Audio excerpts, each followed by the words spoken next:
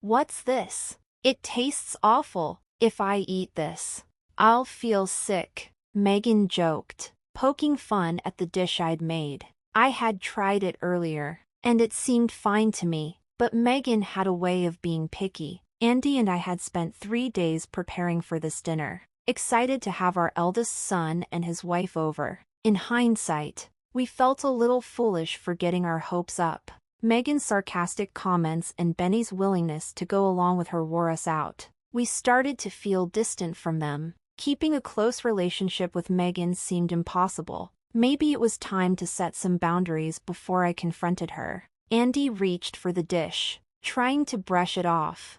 I'm Katie, a homemaker in my 70s, living with my husband, Andy. We have a son, Benny, who graduated from a prestigious college, landed a job with a big company, and moved to Boston 2 years ago. He told us he was getting married, and the woman he introduced as his fiancée seemed nice. After the wedding, Benny said they would move closer to us and wanted to build a stronger relationship, especially with Megan. We were happy about it, but still had some reservations about Megan. Benny reassured us that she was excited to get close to us too, so we supported their decision.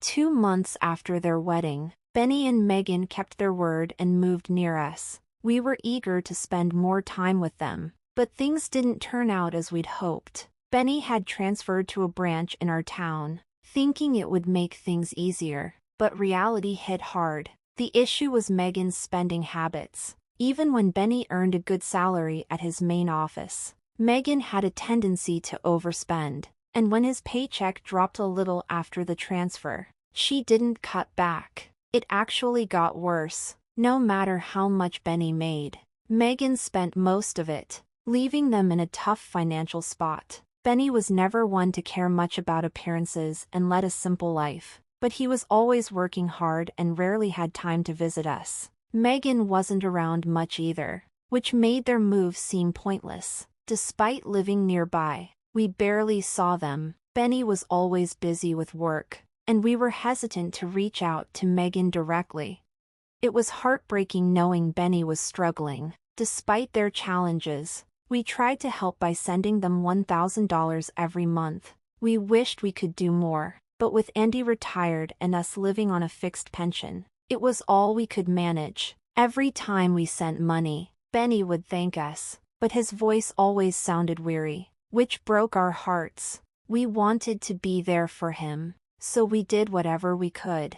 On our days off, we'd spend time with him, take him shopping, or treat him to a meal. When Benny and Megan were away, we'd clean their house for them.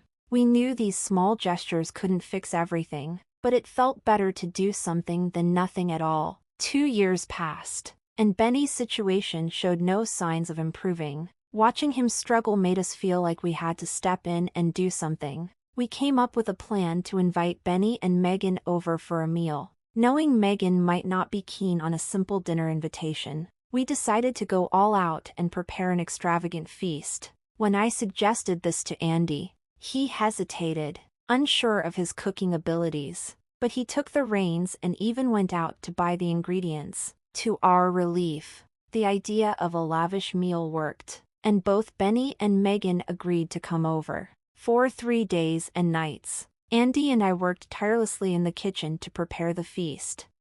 When Benny and Megan arrived in the afternoon, they seemed to shake off the stresses of their daily lives. Benny, looking particularly worn out, was quick to head to our bedroom to rest. Meanwhile, Megan, seemingly oblivious to our efforts, plopped down on the sofa, glued to the TV. After a while, she casually strolled into the kitchen and asked bluntly, "Why are you putting in so much effort?" Taken aback by her bluntness, we stood there unsure how to respond. Before we could say anything, she continued, her tone serious. "What's the point? Are you enjoying this? If you have spare time, why not find work and make some money? Retirement must be tough." Huh. Her mocking laughter echoed through the room. I couldn't hold back. Isn't it rude to speak like that when you're invited for a meal? Where's the respect for your in-laws? A little decency wouldn't hurt. Megan's face flushed red, and she shot back. Are you trying to pick a fight with me? Do you think your words don't sting? I wasn't looking to start a confrontation, but her attitude left me no choice but to speak up.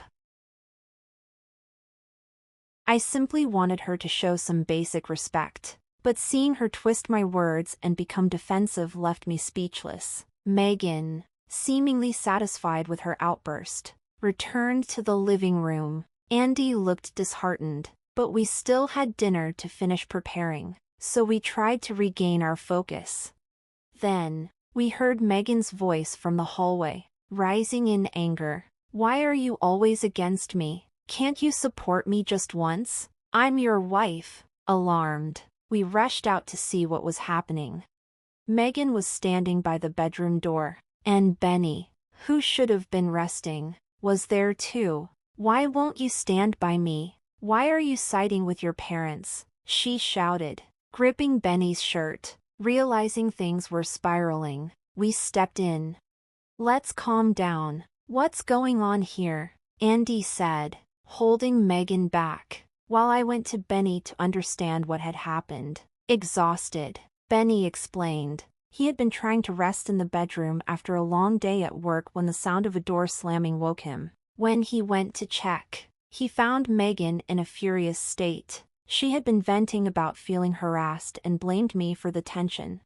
Benny, confused and still groggy, struggled to process the situation. Megan, misinterpreting his silence, began questioning his loyalty, assuming he was siding with us. His exhaustion made him even more bewildered, and he felt trapped. Megan's anger grew as she saw Benny's confusion, pushing him further into a corner. I stepped forward, addressing Megan directly. It's not okay to wake up and yell at your exhausted husband. Do you realize how unreasonable you're being? Megan, perhaps sensing the pressure, mumbled a quick apology, but her eyes lacked any real remorse. Despite the tension, we managed to sit down for the dinner we had worked so hard to prepare, ribeye steaks and fresh seafood from the local market. Benny seemed to appreciate it. But Megan glanced at the spread and said with sarcasm, just because you serve this doesn't mean I'll forget the harassment. It was hard to hear after all the effort we had put in. Benny tried to steer the conversation to lighter topics, but Megan shut him down with cold remarks. I said, you need to change your attitude, but she simply ignored me. The TV was off, so I knew she heard me. It stung to realize that she was deliberately dismissing me. Feeling disheartened, Andy tried to comfort me. We said grace before the meal, but as Megan tasted one of the dishes, she sneered. What is this disgusting mess? I'll get sick from eating this. She laughed mockingly, leaving me speechless at her cruelty. But it didn't stop there. You're doing this on purpose, aren't you? Trying to make me sick just to torment me. You're truly wicked. Mother-in-law. Her words, dripping with disdain, made my hands tremble with anger. Why did we have to put up with this? How could Megan be so cruel? Seeing Benny so drained, why didn't she feel any urge to help? Why was she dismissing our kindness? I had so much I wanted to say to Megan, but the words just wouldn't come. Yet, I couldn't let her behavior go unchecked. Andy, sensing my frustration, quietly reached for his plate. I've stayed silent for too long, but now I've had enough. Andy said, his voice low but steady. His usual calm demeanor was gone, replaced by something I hadn't seen in years, a quiet, simmering anger that made the air around him feel heavy. It was rare for him to lose his temper, but when he did, it was impossible to ignore. He stood up, his fists clenched at his sides, and his eyes locked onto Megan with an intensity that sent a chill through the room. I'm done. Leave, now. His words rang out, loud and firm, as he stepped toward Megan. Even she seemed taken aback, her face going pale as she looked at him in disbelief. What is this, father-in-law? She stammered, her voice a mix of confusion and irritation. How can you say such things to your daughter-in-law? Do you take pleasure in this? I never imagined you, father-in-law, would stoop so low, Megan snapped, her voice quivering with indignation, tears welling up in her eyes. Despite her protests, Andy remained unwavering, his anger still sharp. I don't care how you spin it, Megan, he replied, his voice cold. I can't consider you family anymore. Leave. Her defiance crumbled as the weight of Andy's words hit her. After a brief pause, Megan muttered, "Fine, I'll go, but don't expect me to have anything to do with you or mother-in-law ever again. You'll regret this," before she hastily packed her things and stormed out. I turned to Benny, asking if he wanted to follow her, but he simply shrugged, his expression resigned. "It doesn't matter," he muttered, focusing on his meal. We knew better than to push him, and after a moment's hesitation, we decided it was best to let her go. The last thing we wanted was another confrontation, especially if Benny followed her. So, we agreed he would stay the night with us, and he seemed relieved, preferring not to face Megan at that moment. For the first time in a long while, we enjoyed some peace. We spent the evening reminiscing about old times, sharing stories, and venting about Megan. The small living room, with us crowded on the couch, felt like home. I couldn't help but notice how much Benny had grown, both physically and emotionally, but, as always, the calm was fleeting.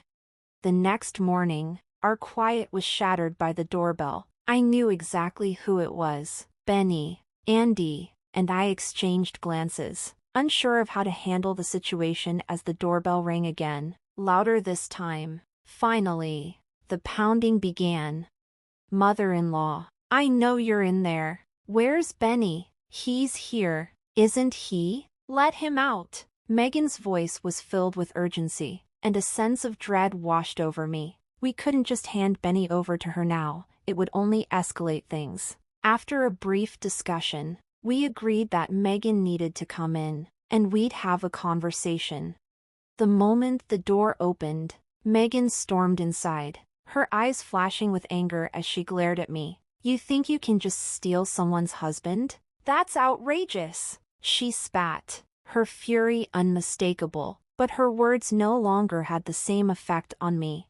I stood my ground. "That's a harsh way to put it, Megan. We offered Benny a place to stay because of how you've been treating him. He made the decision, not me. You can't blame me for that." Her face turned bright red, and she flared up.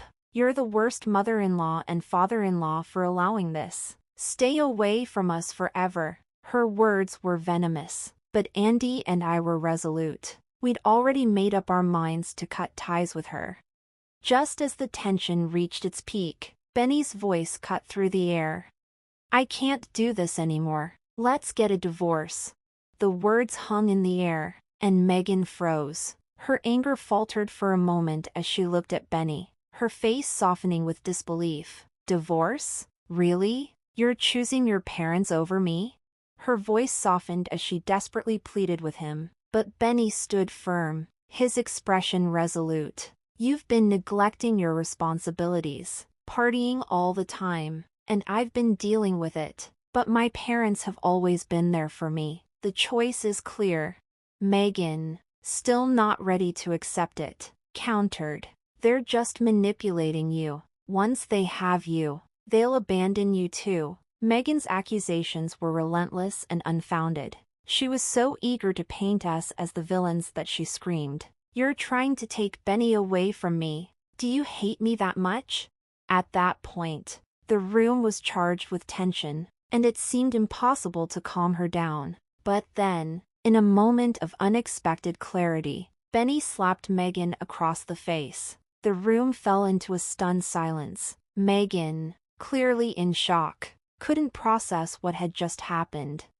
Benny's voice was firm, each word carrying the weight of years of frustration. "You've not only been a burden to me but also to my parents. Aren't you ashamed? I thought you'd come to your senses, but I was wrong."